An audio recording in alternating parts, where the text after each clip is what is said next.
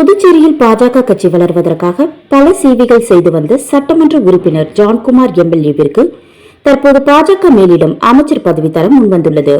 விரைவில் ஜான்குமார் எம்எல்ஏ அமைச்சர் ஆகிறார். பட்டாபிஷேகத்திற்கு தயாராகும் ஜான்குமார் சுமார் 30 ஆண்டுகளாக தான் செய்யும் தொழில் முதல் அரசியல் வரை பேசு பொருளாக இருந்து வருபவர் ஜான்குமார்.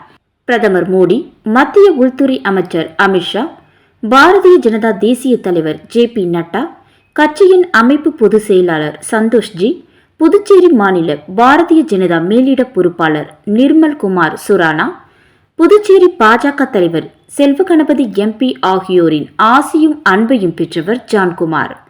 பொறுத்தார் பூமி ஆழ்வார் என்பதை அவர்களுடைய பல ஆண்டு அரசியல் மூலம் கற்றுத் தேர்ந்த ஜான்குமார் எம்எல்ஏ அவர்களுடைய வழியில் புதுச்சேரி அரசியலில் அமைச்சராகிறார். பல்வேறு தொழில்களை செய்யும் பொழுதே மக்கள் இதயங்களை தொட்டவர் ஜான்குமார். அரசியலுக்கு வந்த பிறகு அரசியல் தலைவர்களின் நெஞ்சங்களிலும் அவர் நிறைந்திருந்தார். தொட்டதெல்லாம் துலங்கும் என்பதற்கு உதாரணமாக திகழும் ஜான்குமார் அனைத்திலும் வெற்றி வாகை சூடி மக்கள் மனங்களில் நிலைத்து நிற்கிறார். லேட்டா வந்தாலும் லேட்டஸ்டா வருவேன் என்ற பஞ்ச் டயலாக் போல 4 வருடங்கள் கழித்து அவரை தேடி அமைச்சர் பதவி வருகிறது. சட்டமன்ற அமைச்சர் அலுவலகத்தில் பட்டாபிஷேகம் அவருக்கு காத்திருக்கிறது.